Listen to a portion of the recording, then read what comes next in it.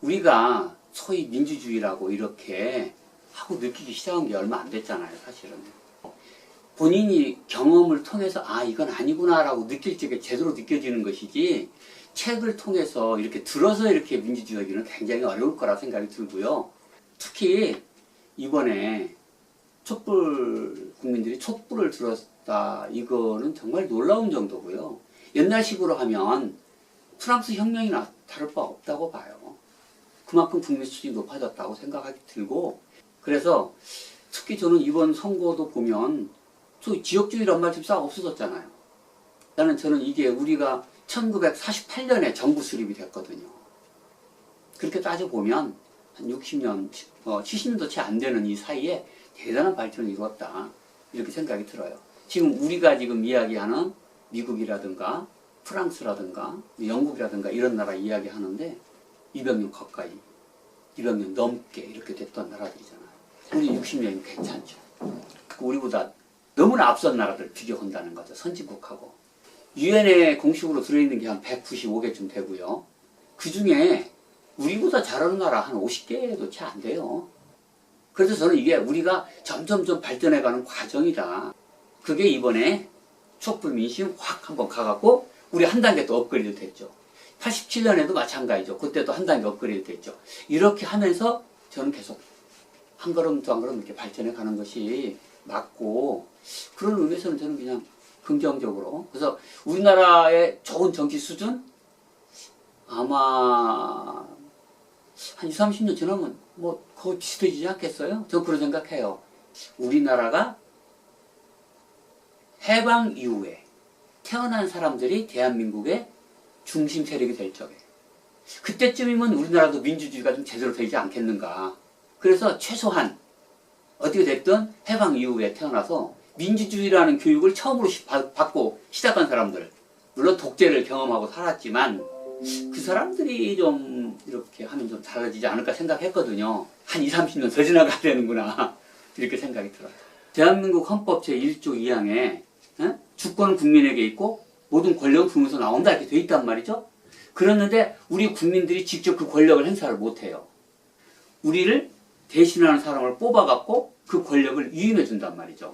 그게 이제 대통령이고 국회의원이고 그렇단 말이죠. 또 도의원이고 시의원이고. 근데 예를 들면 국회에 가서 국회 우리가 뽑아서 이제 나가잖아요. 그런데 지난 한 3, 40년 동안 우리 생각이 엄청나게 왜곡된 거예요. 소위 지역주의라는 이름으로 국민의 의견이 제대로 의견이 표출이 안 됐다라는 거고 첫째는. 두 번째 그거를 당연하게 정치인들이 받아들여 갖고 내가 그거를 이용해서 그동안 30년 동안 억지를 부려온 거죠. 근데 국민들이 그걸 응징을 못한 거죠. 그래서 가장 좋은 정치는 뭐냐면요. 국민의 생각이 의회에 가장 잘 반영되는 정치. 그게 가장 좋은 선거 제도고 그렇습니다. 가장 잘 반영하고 있는 나라의 선거 시스템, 제도가 독일식 제도라는 거예요. 그래서 우리도 자꾸 이제 그 연구를 하고 그러죠. 선거 때만 조금 한마디 하고 그냥 공천, 당선. 근데 대신 나를 찍어준 사람 말을 안 듣는 게 아니고 나를 공천해준 사람 말을 듣겠죠. 국민의 뜻을 왜곡시키는 거죠. 당연히. 그게 지난 30년 동안 우리 사회를 지배해왔던 지역주의적 정치이고 그 정치가 왜곡돼 왔던 거죠.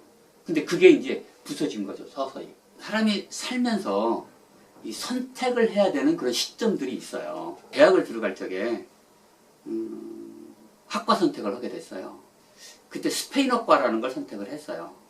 제가 이제 취직할 때쯤 돼서 그때 스페인어로 이제 우리나라가 이제 커지면서 중남미로 막 나가고 이렇게 하면서 이제 스페인어를 하는 사람이 필요한 시대가 된 거예요. 스페인 정부에서 장학생을 선발을 했어요. 유학고시라고 그래갖고 시험 봤어야 되고. 그래서 정부 장학금부터 신청했는데 운 좋게 됐어요. 그래서 간 거죠. 우리나라에 오니까 중남미 공부한 사람들이 별로 없어요. 블루오션 스트래티지죠. 블루오션은 경쟁자가 별로 없어요. 제가 궁금해가지고 한국에 오니까 스페인 민주화에 대해서 글을 써달라고 그러더라고. 그래서 민주화에 대한 글을 좀 많이 좀 썼죠. 그리고 조금 지나니까 중남미 쪽 이제. 그래서 노무현 정부 때 처음으로 중남미 전문가 케이스로 해서 콜롬비아 대사로 나가게 된 거죠. 대한민국 그 정부 수립 이후에 지방대학에서는 처음으로 그게 아마 저 노무현 정부 때 균형 발전 뭐 이런 차원에서 조금 고려되지 않았을까 생각을 합니다. 학자는 연구하고 그리고 어떤 문제를 이렇게 문제점 찾아내서 이렇게 이야기하고 그러잖아요. 근데 대사가 되니까 아니 그거 이래? 한번 해보자 이거. 예를 들면 콜롬비아 실적에 거기다가 병원도 세우고 또 우리 한국의 거북선도 거기다 카르타나라는 도시에다가 거북선을 만들어서 올려놨어요. 근데 행정 업무라는 건 그게 아니잖아요. 오늘 할 일 오늘 해야 돼요, 자기가. 딱딱딱. 그래서 그리고 결과가 보여 이렇게 거기. 특히 이제 콜롬비아라는 나라가 6.25 전쟁 때 남미 국가 중에서 중남미 국가 중에서 유일하게 5,000명이라는 군대를 파병을 했고 군함을 한 척 보내준 나라예요. 근데 그동안 우리 정부도 좀 소홀히 했었어요. 그래서 제가 콜롬비아 도착해서 첫 번째 공식 행사를 한국전 참전 장병들 다 노병들이죠. 나이가 한 80대 초반 이런 사람들이잖아요. 그때 그 사람들 앞에 놓고 이제 고맙다라는 인사를 했죠. 감사를 드리고 싶다. 그래서 나는 그걸 이제 보훈외교라고 이야기했어요. 그때 굉장히 좋아하더라고요.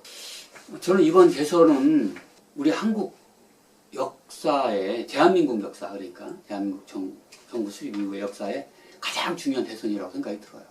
물론 매번 대선은 중요하죠. 우리는 이때까지 한 번도 과거 정산을 해본 적이 없어요. 일제 36년을 겪었는데 해방이 됐어요. 그런데 일제에 친일했던 사람들이 부역했던 사람들이 그대로 다 계속 지배체제로 남아버린 거예요. 1960년에 4.19가 나서 이승만 독재정권이 무너졌어요. 그때 이승만 독재정권에 부역했던 사람들 처단했었어야 되거든요. 근데 못했어요. 다시 5.16 쿠데타가 나서 그냥 또 갔단 말이죠. 그러니까 계속 그게 이어서 내려온 거예요. 이제 박정희가 또 죽고 난 다음에 또 그런 기회가 주어졌는데 전두환 엄청나게 쓰레기가 쌓여버린 거죠. 이번 선거가 그런 의미에서 굉장히 중요한 의미다. 네, 우리 국민들이 스스로 많이 깨우친 것 같아요. 그런 의미에서 나는 우리 역사를 한번 여기서 묻고 가는 그런 시기로 봐야 된다. 마치 대나무가요. 대나무가 곱게 쓸 수 있어. 대나무가 많이 가잖아요. 그 이유는 매듭이 져 있기 때문에 그렇습니다. 우리 한국이 곱게 가게, 민주주의가 발전하고 성장하려면 결국 그런 과정이 있어야 되겠다. 근데 그게 이번 선거가 국민 스스로 깨우쳤고 상당히 많은 부분 촛불이라는 이름으로 그래서 굉장히 중요하다. 여기서 다시 또 덮고 가고 이런 식으로 결정이 난다고 하면 예를 들어서 다시 보수 세력이 정권을 잡아서 국민 통합이라는 이름으로 간다고 하면 또 그렇게 되겠죠. 분명히 우리 대한민국이라는 나라의 발전에 굉장히 걸림돌이었던 사람들, 예를 들면 독재자라든가 이런 사람들이 있죠. 말이 안 되는, 말 안 되는. 그리고 지난번 박근혜 전 대통령 지금 감옥에 있어요. 비극인데 그런 비극을 처리한 사람이 그 스스로 처리했지만 물론 그때 많은 조력자들이 있거든요. 근데 그 사람들한테 다시 또 권력을 준다는 거는 이건 말이 안 되잖아요. 그래서 누가 대통령이 되든 그거는 처단을 해야 된다고 봐요. 동시에 국민 통합을 이룰 수 있는 그런 대통령이 있어야 된다고 봐요. 어찌보면 굉장히 어려운 과업일 수 있어요. 그러나 그걸 해낼 수 있는 대통령이 저는 다음 대통령이 돼야 된다 생각을 합니다. 공약이라는 게 100% 공약은 지켜져야 된다 이건 아닌 것 같아요. 하다 보면 상황에 따라서 자기가 공약을 했지만 바꿀 수도 있어요. 그러나 분명히 바꿔야 되는 이유가 있어야 되는 거고요. 이유 없이 바꾸는 건 말이 안 되고요. 지금은 더 중요한 거는 저는 시대 정신이라고 봐요. 우리 국민을 첫 번째 과거로부터 잘못된 과거로부터 단절시킬 수 있는 지도자. 두 번째 그럼에도 불구하고 그거를 잘못된 과거를 청산하고 국민을 하나로 통합시킬 수 있는 지도자. 이게 시대 정신이고 그리고 우리가 필요로 한 거고요. 그게 제일 중요하고 이제 그것이 이제 되고 나면 또 그 다음에 또 뭐 우리 주위를 둘러싸고 있는 것들이 너무나 좀 어렵잖아요. 특히 국제정세 쪽에서 보면요. 지금 세계가 전부 다 약간 이쪽 극우적인 성향으로 뭐 보수주의가 아니고 보수를 넘어서서 약간 파시스트적인 그런 성향을 보이는 정치 지도자들이 나타나고 있어요. 어떤 이유를 대도 100가지, 1000가지, 10,000가지 이유를 대도 우리 한반도에서 다시 전쟁이 있으면 안 됩니다. 저는 그렇게 생각해요. 쉽지 않은 일일 텐데 그런 일을 해낼 수 있는 사람, 그런 대통령을 찾아야 되는데 우리 국민이 똑똑해져야 된다는 건 다시 한번 이제 아까 처음 이야기할 때로 다시 돌아와서 이야기할 수 있을 것 같아요. 한 나라 정치 수준은 그 나라 국민 수준과 같다. 첫 번째. 두 번째. 대한민국의 주권은 국민에게 있다라는 거. 이 두 가지를 우리 국민들이 깨우쳐서 그렇게 선택을 해야 될 것 같다 생각이 드네요.